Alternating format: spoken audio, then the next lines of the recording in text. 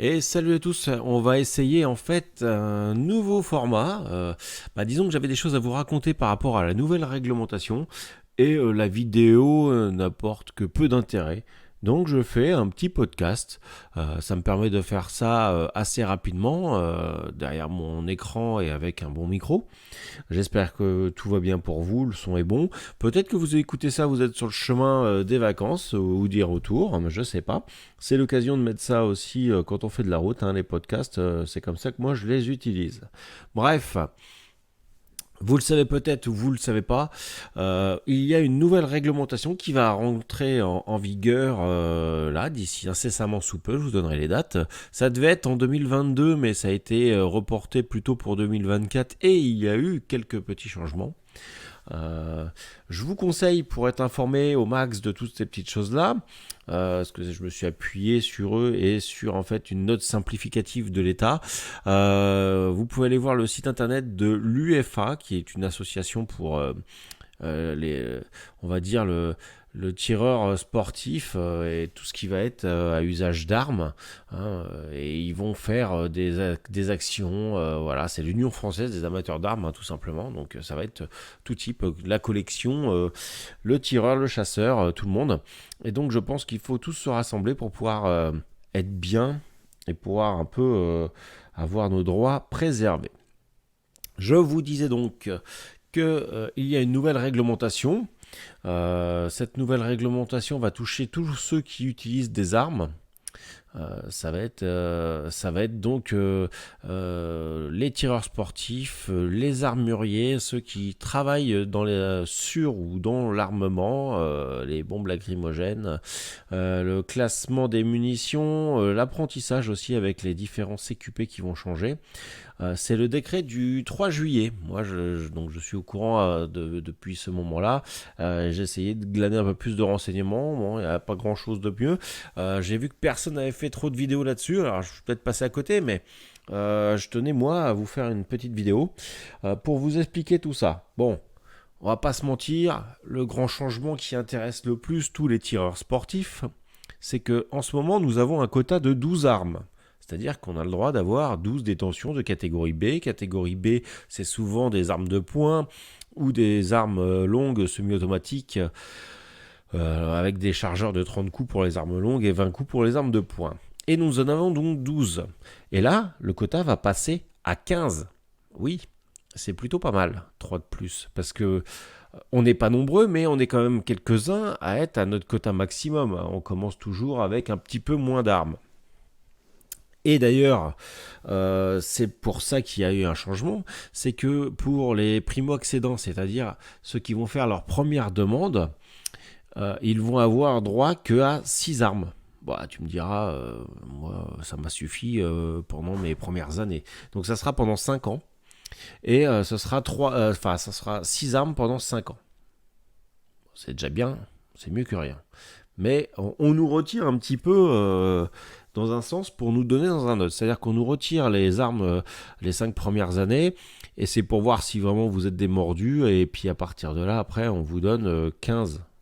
15, la possibilité d'en avoir 15. Voilà, pour ce point-là. Ça compte par contre dedans les carcasses, les éléments inférieurs, boîtier de culasse et toutes ces choses-là, alors qu'avant, c'était pas forcément le cas. C'est aussi pour ça qu'ils nous laissent plus d'autorisation, c'est pour pouvoir encadrer plus d'éléments. Peu importe la date à laquelle vous ayez acheté ces éléments, il n'y a pas de, on les a achetés avant la loi, donc c'est bon.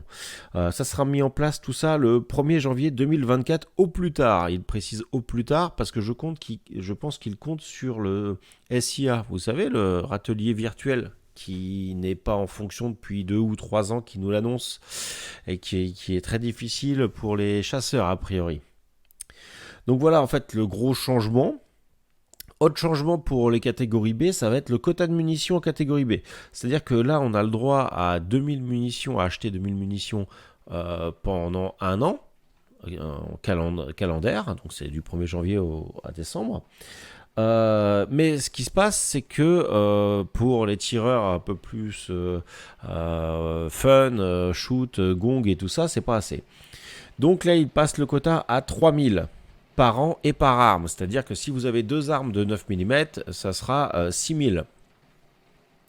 Par contre, à la maison, vous avez le droit toujours qu'à 1000 cartouches prêtes à être utilisées. Voilà. Donc vous avez le droit d'en acheter 2000, enfin 2000 maintenant 3000, mais vous pouvez en avoir que 1000 chez vous, par arme. Pour les munitions, il y a un autre changement, c'est-à-dire qu'il y a aussi, et certains se servaient pour jouer, et c'était pratique, on va dire, en catégorie D, on avait des munitions à poudre noire dans des étuis métalliques. C'était les DJ, a priori, la catégorie de ces munitions, et ils ont créé 2 nouvelles catégories. Donc on a les B13 pour les armes de poing et les C11 pour les armes longues, et ça sera mis en place en septembre 2023, donc quasiment tout de suite. Ça va être maintenant plus difficile de pouvoir acheter des munitions en catégorie D, parce qu'il précise bien que pour acheter ces munitions là en B13 ou en C11, il faudra avoir les déclarations de l'arme. Donc je pense qu'ils vont nous passer rapidement quelque chose pour que les catégories D soient notées, on va dire. Autre changement, c'est les CQP armuriers qui ne sont plus qu'un simple CQP, mais ils vont être divisés pour ceux qui vont faire de la gravure, de la déco, ceux qui vont faire de la vente de munitions, ceux qui vont faire de la vente d'armes et ceux qui vont faire de la vente aux enchères par exemple. Et donc il y aura des CQP séparés pour vraiment simplifier un petit peu à celui qui veut simplement vendre des munitions, quoi, on va dire. Je vous conseille d'aller voir, ils ont fait plusieurs articles dessus, donc l'UFA. Il y a un récapitulatif de toutes les dates quand on va avoir trop d'armes. En fait, si on a trop d'armes par rapport à notre quota, parce qu'ils prennent en compte les carcasses, on a jusqu'au 1er janvier 2025 pour nous en dessaisir. Enfin, vous pouvez aller voir tout ça. Si vous voulez plus de précision sur certains points, n'hésitez pas à le mettre dans les commentaires. J'essaierai peut-être de refaire une autre petite vidéo dédiée à ça. Pour nous aujourd'hui, ça va être fini.